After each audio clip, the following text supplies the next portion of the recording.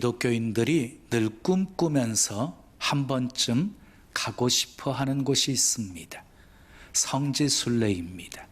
예수님이 태어나시고 사역하신 이스라엘과 그리고 바울을 통해서 복음이 들어가서 중세와 근대를 기독교 국가로 살아갔던 유럽입니다.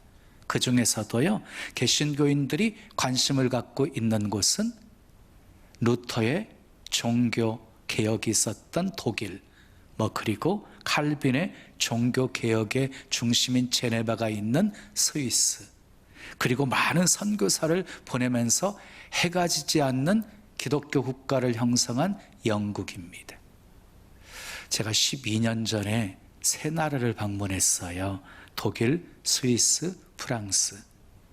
독일 프랑크푸르트에서 프라이버그로 이동해서 자동차를 렌트해서요, 스위스와 프랑스를 방문했습니다. 이 프라이버그에서 30분이면 국경선을 넘을 수 있었거든요. 그래서 국제 면허증을 발급받아서 내비를 치고 가고 싶은 스위스 제네바에 있는 칼빈의 30년 동안 사역했던 제네바 교회, 그리고 스위스로 가서 주리에 있는 쭈빙글리가 목회했던 그 교회를 방문했습니다. 칼빈이 서서 설교했던 그 강단에 올라가 보기도 했습니다. 유럽은 종교 개혁은 물론이거니와 경건주의, 그리고 영적 대각성 운동, 현대 신학 연구의 발원지였습니다. 유럽 교회는요, 특히 윌리엄 캐리 이후에 현대 선교 운동의 모체가 되어서 다른 대륙으로 복음을 전하는 선교 전진기지의 역할을 해왔습니다. 그러나 지금의 유럽 기독교는 어떻게 되었습니까? 서구 세계에서 더 이상 아무런 매력을 주지 못하고 있습니다. 1차, 2차 세계대전 이후에 유럽 사회에 찾아온 급속한 세속화, 그리고 신학의 좌경화로 인해서 교인들의 수가 급감하게 되었어요. 교인들의 수가.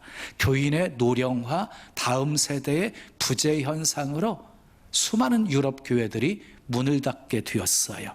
문 닫은 교회들은 팔려가지고요, 술집으로 사용되어지고, 그리고 디스코장, 식당, 주택, 공장, 사무실, 그리고 창고, 심지어는 모스크로 변했습니다. 화려한 유럽 교회가 이렇게 한순간에 죽을 수밖에 없었던 가장 큰 원인은요, 이 신학의 좌경화 때문이에요. 현대 정신을 신학에 반영을 해가지고 현대인들의 이해를 돕기 위해서 기독교를 재해석한 신학이 자유주의 신학입니다. 자유주의 신학은 이성과 과학을 진리의 척도로 간주해서 복음의 본질적인 부분들을 거부하고 그리고 왜곡하게 만들었어요. 그리스도의 동정녀 탄생을 거부하고 부인하고 부활, 승천, 그리고 성경의 무엇성을 부정하게 이르렀습니다. 그래서 자유주의 신학은 이 기독교를 계시의 종교에서 윤리 종교로, 그리고 하나님 말씀 중심의 종교에서 인간 중심의 합리적인 종교로 만들어버리고 말았어요. 여러분, 유럽교회 쇠퇴는요, 유럽교회 쇠퇴는 말씀의 권위가 무너진 데서부터 시작이 되었어요. 자, 기독교의 정체성을 갖게 했던 그런 성경의 진리가 무너지면서 유럽교회는 아주 도미노처럼 쓰러지게 되었습니다. 유럽교회 회복은 다른 어떤 것보다 종교개혁자들이 외쳤던 말씀 중심으로 돌아가서 다시 예배를 회복하는 것만, 다시 회복이 가능한 것이지요. 자, 2차 세계대전이 터졌을 때 영국 정부는 그리스도인들이 존경하는 윌리엄 템플 감독에게 전쟁의 공포 속에 떨고 있는 영국 국민들을 위해서 라디오 메시지를 부탁했습니다. 역사적으로 아주 중요한 시기에 하나님의 사람 윌리엄 템플 감독은 전 영국 국민에게 띄우는 메시지를 이렇게 시작했습니다. 국민 여러분, 지금은 우리가 다른 어떤 때보다 전능하신 하나님께 예배해야 할 때입니다. 그는 용기를 내라거나 참고 인내하라거나 기도하라고 말씀한 것이 아니라 지금이야말로 하나님께 예배해야 할 때라고 강조한 것이에요. 저도 윌리엄 템플 감독이 전했던 메시지를 여러분들에게 똑같이 전하고 싶어요.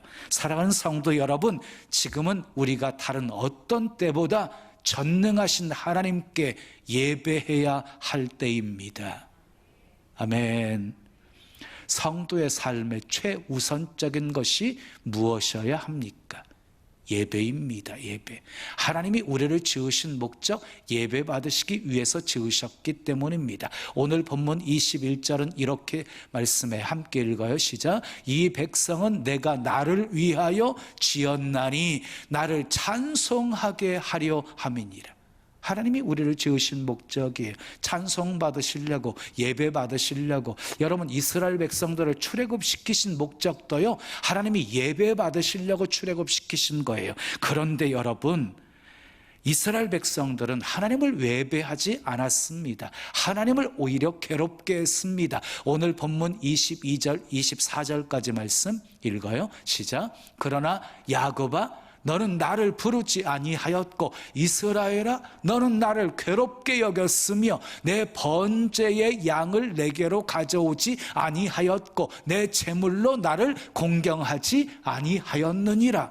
나는 제물로 말미암아 너를 수고롭게 하지 아니하였고 유향으로 말미암아 너를 괴롭게 하지 아니하였거늘 너는 나를 위하여 돈으로 향품을 사지 아니하며 희생의 기름으로 나를 흡족하게 하지 아니하고 내 죄짐으로 나를 수고롭게 하며 내 죄악으로 나를 괴롭게 하였느니라. 이스라엘 백성들은요, 제물로 하나님을 공경하지 않았어요. 오히려요, 죄짐으로 죄악으로 하나님을 괴롭게 하였습니다. 그럼에도 불구하고 하나님께서는 이스라엘 백성들의 모든 허물을 도말해 주시고 죄를 기억하지 않으시는 은혜를 베푸십니다. 이어지는 25절 말씀 읽어요. 시작. 나 곧 나는 누구를 위하여? 나를 위하여 내 허물을 도말하는 자니 내 죄를 기억하지 아니하리라. 무엇 때문에 허물을 도말해 주시고 죄를 기억하지 않겠다고 말씀하시는 것입니까? 나는 나를 위하여, 하나님 자신을 위해서 그렇게 하신다는 것입니다. 그러므로 우리에게 가장 큰 축복 중에 하나는 죄사함입니다. 죄사함은 하나님과의 관계 회복을 의미하는 것입니다. 그런데 조건이 하나 있어요. 죄를 자백해야지만이 죄를 도말해 주시고 기억지 아니하신다는 거예요. 요한일서 1장 9절 말씀 함께 읽습니다. 시작. 만일 우리가 우리 죄를 자백하면 그는 미쁘시고 의로우사 우리 죄를 사하시며 우리를 모든 불의에서 깨끗하게 하실 것이요. 그래, 죄를 자백하면 사해 주시고 우리를 모든 불의에서 깨끗하게 해 주신답니다. 아멘할 준비하십시오. 하나님은 예배를 통해서 영광을 받으십니다. 예배를 통해 복을 주십니다. 예배를 통해 죄사함을 주십니다. 예배를 통해 생명을 주십니다. 치유를 주십니다. 변화를 주십니다. 능력을 주십니다. 회복을 주십니다. 사명을 주십니다. 위로를 주십니다. 힘을 주십니다. 소망을 주십니다. 믿음을 주십니다. 그러므로 예배가 능력입니다. 그런데 문제는 우리가 그 예배의 능력을 체험하지 못하며 살고 있다는 것이에요. 이유가 무엇입니까? 예배의 본질을 망각했기 때문입니다. 예배가 무엇입니까? 예배가 첫째 따라하겠습니다. 예배는 드리는 것입니다. 여러분, 예배는 드리는 거예요. 예배는 시간도 드리고 찬송도 드리고 기도도 드리고 예물도 드리는 거예요. 그래서 우리는 예배를 본다라고 말하지 않고 예배를 드린다라고 말하는 것이에요. 자, 그러나 본문의 이스라엘 백성들은 예배를 드리지 않았습니다. 하나님을 부르지 않았습니다. 하나님을 오히려 괴롭게 여겼습니다.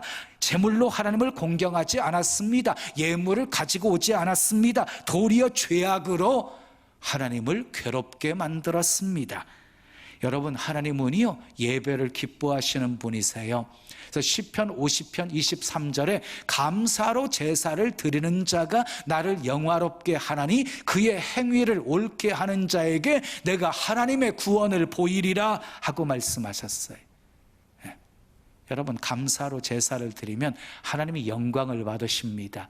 그리고 하나님께서 우리를 구원하신대요. 여러분, 솔로몬이 왕이 된 후에 1000번제를 드렸어요. 하나님이 감동하셔서 꿈에 나타나셔서 내게 무엇을 줄고 너는 내게 구하라 라고 말씀하시자 이 솔로몬이요 지혜를 구합니다. 자기를 위해서 부귀와 영화를 구한 것이 아니라 하나님이 왕으로 세우신 그 직분을 감당하기 위해서 지혜를 구한 거예요. 하나님 마음에 너무 드셨어요. 그래서 전무후무한 지혜의 왕이 되게 하셨을 뿐만 아니라 그가 구하지 아니했던 부귀와 영화까지도 덤으로 더하여 주십니다.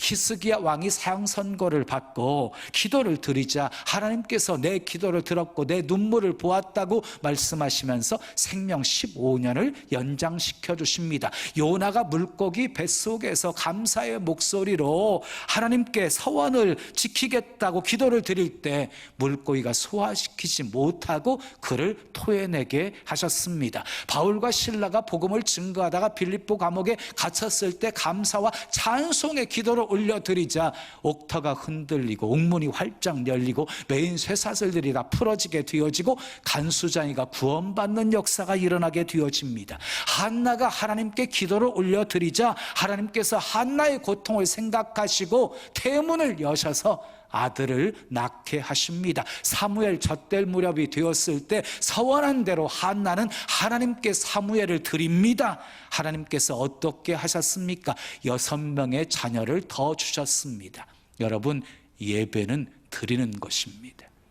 두 번째 따라하겠어요? 예배는 듣는 것입니다. 자, 느헤미야 8장 6절 말씀 함께 읽어요. 시작. 예스라가 위대하신 하나님 여호와를 송축하매 모든 백성이 손을 들고 아멘 아멘 하고 응답하고 몸을 굽혀 얼굴을 땅에 대고 여호와께 경배하니라. 에스라가 율법책을 읽어주기 전에요 백성들 앞에서 수문앞 광장 앞에 모여있는 백성들 앞에서 먼저 여호와를 송축해요. 그랬더니 백성들이 두 손을 높이 들고 아멘 아멘 하면서 응답해요. 말씀을 읽어주자 아멘 아멘 하면서 반응합니다. 그렇습니다. 하나님의 말씀이 선포되면 아멘 하면서 내게 주신 말씀으로 받는 것이 예배예요. 예배는 듣는 거예요. 자, 예배는 드리는 거라고 그랬지요. 다 드리는 건데요, 유일하게 하나님으로부터 받는 것이 있어요. 그게 말씀입니다. 말씀. 그러므로 말씀을 들을 수 있는 것이 복입니다. 말씀이 들리는 것이 복입니다. 요한계시록에 보면 소아시아 7교회에 대해서 소개를 하면서 성령이 교회들에게 하시는 말씀을 들을지어다 라고 말씀하고 있습니다. 말씀이 들리면 영광이 임합니다. 그런데 믿음은 어디서 나오는 것입니까? 말씀에서 나오는 것입니다. 그래서 로마서 10장 17절에 믿음은 들음에서 나며 들음은 그리스도의 말씀으로 말미암느니라 라고 말씀했습니다. 말씀을 들어야 믿음이 생기고 말씀을 들어야 인격이 변하고 말씀을 들어야 능력이 생기는 것입니다. 아멘. 자, 안 들으니까 무엇이 생깁니까? 의심이 생깁니다. 인간적인 판단만 생깁니다. 그러다가 하나님의 뜻을 대적하는 자가 되는 것입니다. 말씀을 들어야 됩니다. 말씀을 듣는 중에 병이 낫습니다. 말씀을 듣는 중에 문제가 해결됩니다. 말씀을 듣는 중에 자아가 깨어집니다. 말씀을 듣는 중에 성령의 충만함을 얻습니다. 사무엘의 능력은요, 하나님이 부르실 때 말씀을 들은 것이었어요. 여호와여 말씀하옵소서, 주의 종이 듣겠나이다. 사무엘은 하나님의 음성을 들었기에 위대한 선지자가 되었습니다. 그러나 사울왕은요, 하나님의 말씀을 듣지 않았습니다.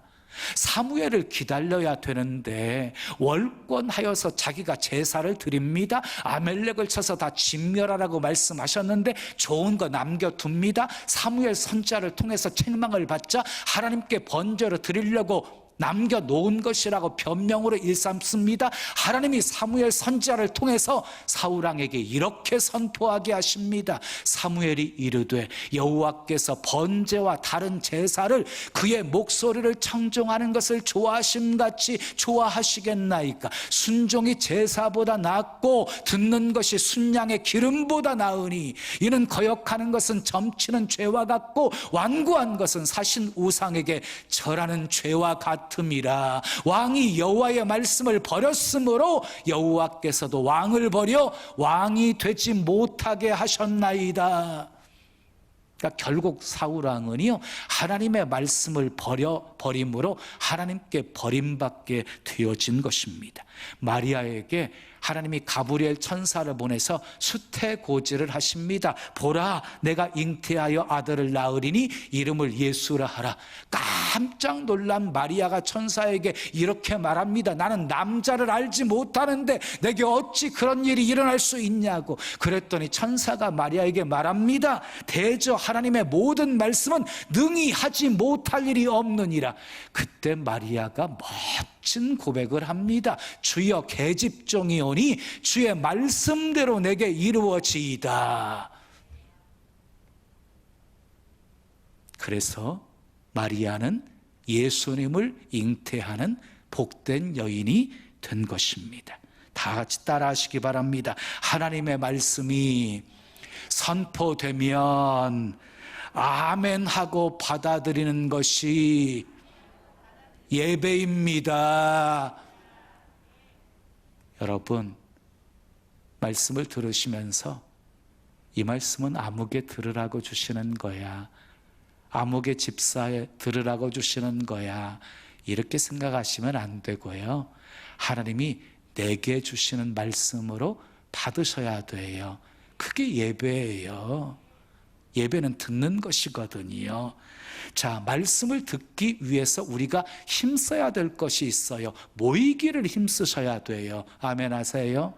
초대교회가 능력이 있었던 그 핵심이 무엇이었냐면 모이기를 힘썼기 때문이에요. 사도행전 2장 46절 이하 함께 읽어요. 시작. 날마다 마음을 같이하여 성전에 모이기를 힘쓰고 집에서 떡을 떼며 기쁨과 순전한 마음으로 음식을 먹고 하나님을 찬미하며 또 온 백성에게 칭송을 받으니 주께서 구원받는 사람을 날마다 더하게 하시니라. 모이기를 힘쓸 때 놀라운 구원의 역사까지 일어나게 되어진 것이에요. 또 히브리서 10장 25절에 보면은요, 모이기를 피하는 어떤 사람들의 습관과 같이 하지 말고 오직 권하여 그날이 가까움을 볼수록 더욱 그리하자. 이 말이 무슨 말씀이에요? 예수님이 오실 날이 가까움을 볼수록 모이기에 더욱 힘써야 된다는 것이에요. 사랑하는 여러분, 예배는 듣는 것입니다. 듣기 위해서 모이기를 힘써야 합니다. 자, 마지막 세 번째 따라요. 예배는 순종하는 것입니다. 예배는요, 순종하는 것이에요. 자, 하나님의 말씀을 듣고 난 다음에는요, 반드시 순종하는 행동이 뒤따라야 되는 거예요. 예배를 통해서 그분의 음성을 들으셨습니까? 지체하지 말고 순종하십시오. 그러면 하나님의 역사를 체험하게 될 것입니다. 가나 혼인잔치집에 물이 포도주로 변한 기적도, 10명의 납병 환자가 고침받은 기적도, 나만 장군이 납병에서 고침받은 기적도, 모세를 통해서 수많은 일어난 기적도 모두가 하나님의 말씀을 듣고 순종할 때 일어난 것입니다. 예배는요, 축도로 끝나는 것이 아닙니다. 이 시간 드려지는 예배로 끝나면 안 됩니다. 우리의 삶이 예배가 되셔야 됩니다. 우리의 삶이 예배가 되시려면 하나님께서 내게 주신 말씀 받은 대로 순종하면서 살아야 되는 것입니다. 그러면 우리 삶이 하나님께 드려지는 예배가 되는 것이에요. 순종하면 하나님의 영광을 체험하게 될 것입니다. 순종하면 하나님의 능력을 체험하게 될 것입니다. 하나님의 능력과 영광을 체험하게 되어지잖아요. 자, 그러면 그 다음에 나타나는 현상이 있어요. 회개와 헌신이에요. 이사야 선지자를 보십시오. 성전에서 하나님의 영광을 보게 되어집니다. 영광을 본 이사야 선지자가 제일 처음에 반응한 것이 무엇이었어요? 화로다 나여, 망하게 되었도다 나여, 그러면서 회개합니다.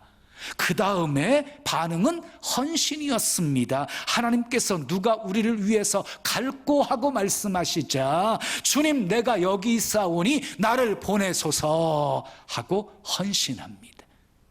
자, 누가복음 5장에서도 동일한 그런 모습들을 보게 되어져요. 베드로가 예수님의 말씀 따라서 깊은 곳으로 가서 그물을 내립니다. 그물이 가득 차게 되어지는 축복을 경험한 후에 베드로가 첫 번째 반응한 것이 무엇이었어요? 회개였어요. 회개. 주여 나는 죄인이로소이다, 나를 떠나소서라고 고백합니다. 여러분, 참된 부흥과 참된 예배에는요, 항상 회개가 수반되어져요.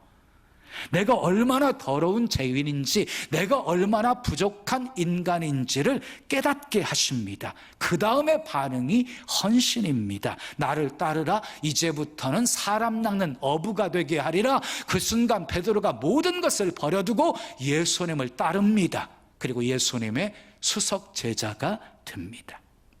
예배는 순종하는 것입니다. 마태복음 2장에 보면은요, 별을 보고 먼 동방에서부터 온 동방 박사들의 이야기가 소개되어져 있어요. 아기 예수님께 경배하기 위해서 온 거예요. 그들은요, 유향과 몰약 그리고 황금을 가지고 예수님을 경배합니다. 그 다음에 어떻게 합니까? 마태복음 2장 12절 읽어요. 시작. 그들은 꿈에 헤롯에게로 돌아가지 말라 지시하심을 받아 다른 길로 고국에 돌아가니라. 그래서 경배하고 나니까요, 하나님의 말씀이 임했어요. 하나님의 말씀이 들렸어요. 헤롯에게로 돌아가지 말라. 그래서 동방 박사들은 그 지시를 받아서 다른 길로 고국에 돌아갑니다.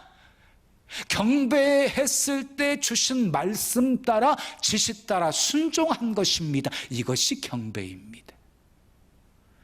주님이 정말로 원하시는 것은요, 예배라고 하는 형식이 아닙니다. 의식이 아닙니다. 진정한 예배는 주님의 뜻을 깨달았으면 그 뜻대로 순종하는 것입니다. 아멘 하십시오. 사랑하는 여러분, 주님을 경배하고 있습니까? 얼마나 귀한 것을 주님께 드리고 있습니까? 얼마나 순종하며 살고 계십니까? 우리의 삶을 통해 왕 되신 우리 주님을 경배합시다. 하나님은 예배를 기뻐하십니다. 예배 통해 영광 받으십니다. 예배 통해 우리를 축복하십니다. 예배는 드리는 것입니다. 예배는 듣는 것입니다. 예배는 순종하는 것입니다. 그러므로 드림이 능력입니다. 들음이 능력입니다. 순종이 능력입니다. 하나님이 연락하시는 예배를 드립시다. 하나님 말씀 잘 들읍시다. 말씀하신 대로 순종하며 사십시다. 그래서 예배의 능력을 이 시간은 물론이고 여러분의 삶에서도 늘 체험되어 주시기를 예수님의 이름으로 축원합니다. 지금은 미디어 선교를 위한 헌금 시간입니다. 이 예배를 통해 삶 가운데 은혜와 회복이 충만하시길 간절히 기도합니다.